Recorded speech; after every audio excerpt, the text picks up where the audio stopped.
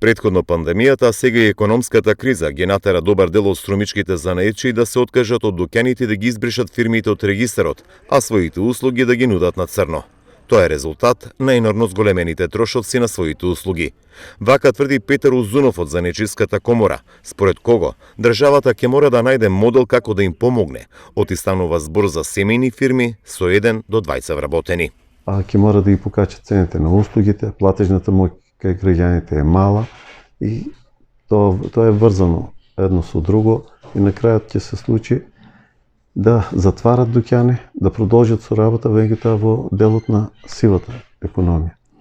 И апелирам до надлежните да најдат некои модуси да се помогнат, дали со субвенции или на некој друг начин, да најдат модуси да се помогне на овие, бидејќи тука претежно станува збор 1 до 20 вработени, тие се семејни бизниси и само вработување.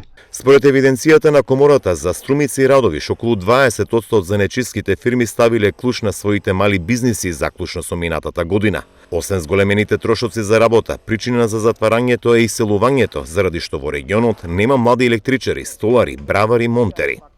Тоа тука спаѓат и занечиските дуќани.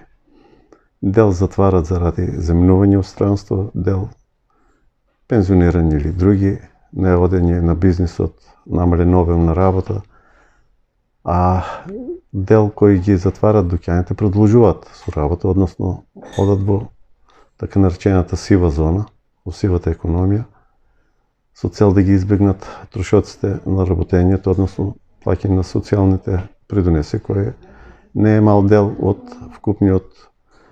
вкупните трошци на една занечиска фирма.